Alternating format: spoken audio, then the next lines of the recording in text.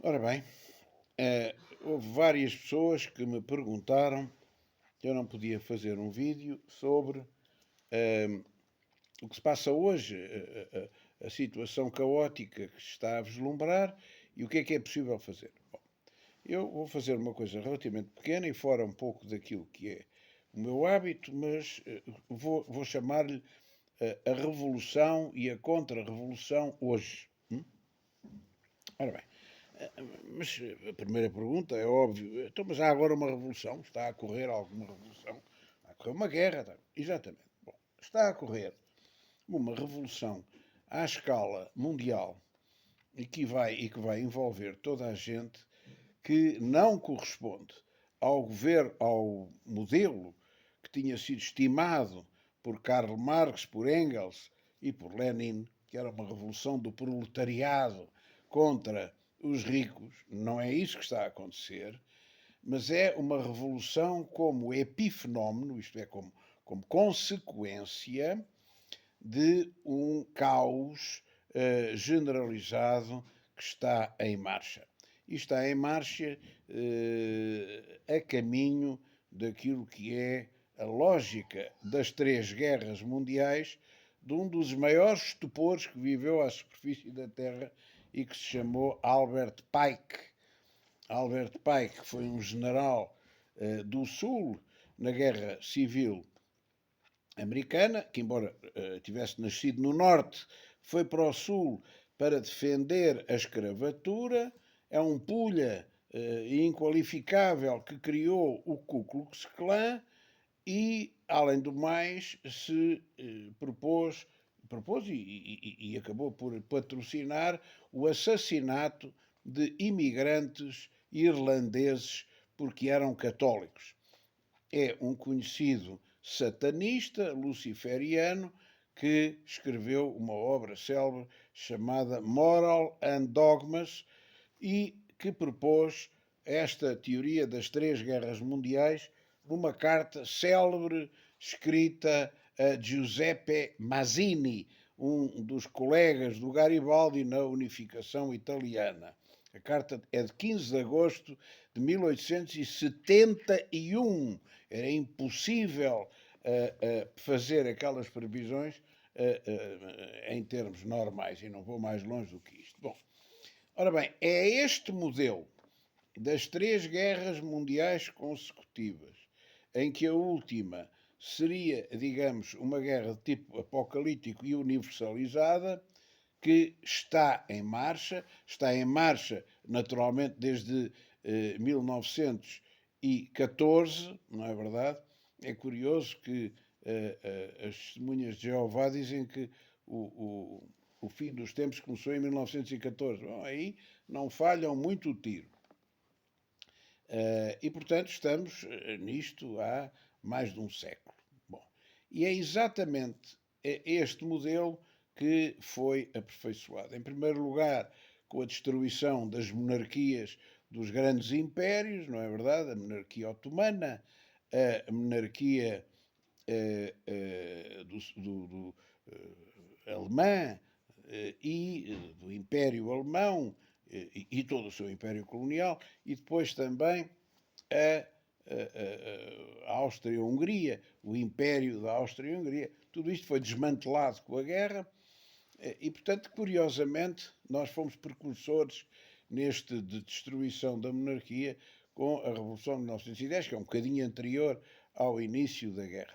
Também lá andámos metidos, como é conhecido. Bom, a Segunda Guerra, esta guerra seria, digamos, a destruição destes impérios, no fundo, a criação do bolchevismo, que ocorre durante a guerra, o bolchevismo vitorioso na Rússia, a expansão do bolchevismo ocorre entretanto, crise de 29, eu não vou alongar-me sobre isto, já tenho muita coisa dita e escrita sobre isto, guerra de 39-45, um louco que toma conta da Alemanha hiperindustrializada, virada para o armamento e de guerra e que invade tudo e mais alguma coisa, uma espécie de segundo Napoleão, mas sem a categoria do outro, como é evidente, que provoca o Holocausto, que provoca a solução final, que destrói tudo, a criação de novo, de uma fase de alargamento do bolchevismo geopolítico, não é verdade? No segundo mundo,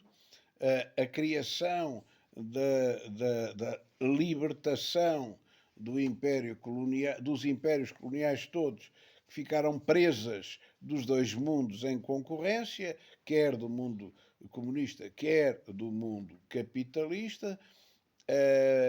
Finalmente, a Terceira Guerra Mundial, provocada e criada à pala de duas desavenças, uma óbvia, outra não tanto, a desavença, a guerra da Ucrânia, que é uma espécie de guerra fabricada para dar o que deu, pondo em causa o espaço vital, o espaço vital e o Destino Manifesto russo, tinha que dar este resultado, envolvendo o Ocidente numa proxy war catastrófica, e agora a guerra do Médio Oriente, essa sim também esperada, que exatamente vem culminar, digamos assim, este ponto, que é o ponto de alastramento, o ponto de globalização do conflito. É através da guerra do Médio Oriente que isto se vai fazer.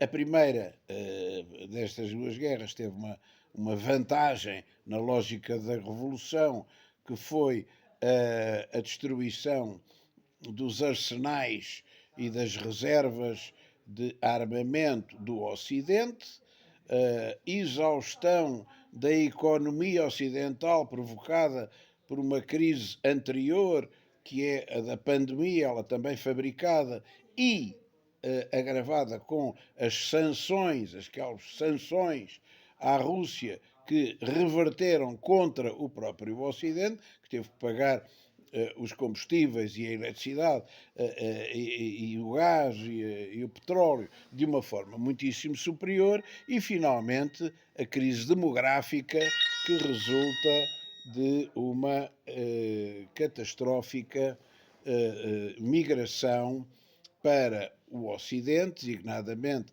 para os Estados Unidos da América, para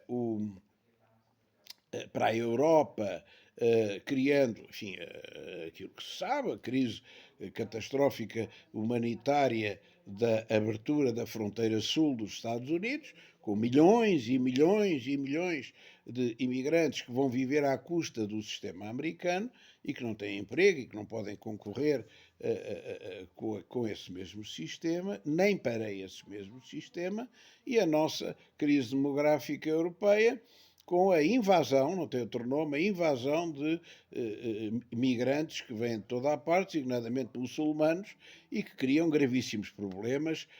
Na Escandinávia, há mais de 70 no-go zones na Suécia, por exemplo, onde ninguém consegue entrar, a não ser os próprios e eventualmente as Forças Armadas. O governo sueco já está a pensar em recorrer às Forças Armadas para isso. Aos 12 milhões e tal de imigrantes que tem a França, quase todos muçulmanos, e que vão dar a Guerra Civil Francesa, já começou, aliás, em termos de episódios.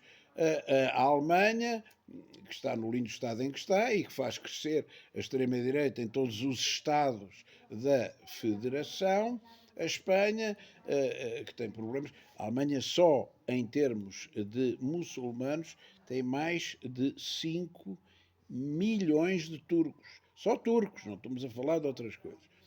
A Espanha, enfim, um pouco por todo lado, isto está, portanto, a crise das invasões está a completar-se, não fica por aqui, vai ser muitíssimo pior.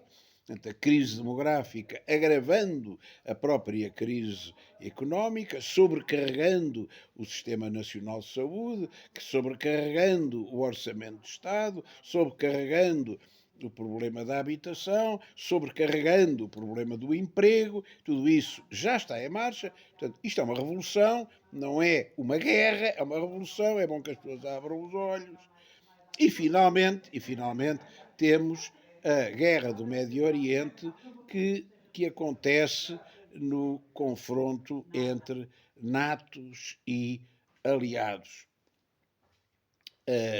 com os BRICS, as duas novas ordens mundiais que eu já descrevi num artigo publicado e que posso, obviamente, também fazer em termos orais.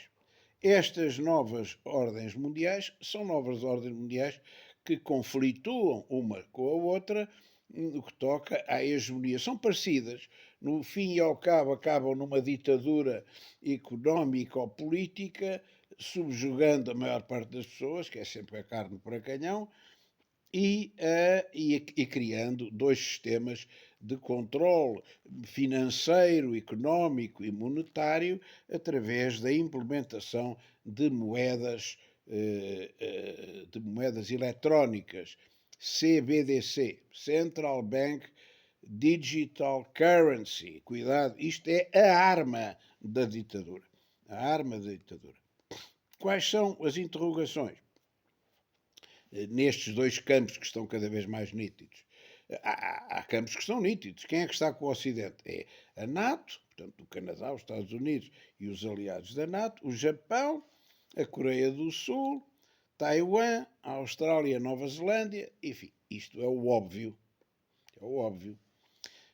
E depois, do outro lado, estão os BRICS, de uma maneira geral, e as novas ampliações dos BRICS, designadamente a nível muçulmano, com o Irão, com a Arábia Saudita, que são inimigos, que é extraordinário, e com a América Latina de uma maneira geral, e com a África Negra de uma maneira geral. E, no final, sobram grandes interrogações. De que lado está a Turquia do Sr. Erdogan? Faz parte da NATO, pois faz, mas é muçulmano, pois é. E está contra a atitude israelita, pois está. Bom, de que lado está ele? E a Índia? A Índia é capitalista, mas não é pró-ocidental, está nos BRICS. De que lado é que está? De que lado é que está a Índia? De que lado é que está a Indonésia, que é um grande poder militar regional? Bom, estas dúvidas vão ser aclaradas. Não vai haver um enorme espaço para a neutralidade. Bom, e a revolução é feita como? A revolução já está em marcha. É bom que as pessoas percebam isto. Já está em marcha. Migrações, primeiro guerra, migrações, refugiados, caos económico, já deu mostras, ainda estamos longe de ser óbvio, e muita gente está convencida que isto é uma crisezinha económica menor e que depois business as usual.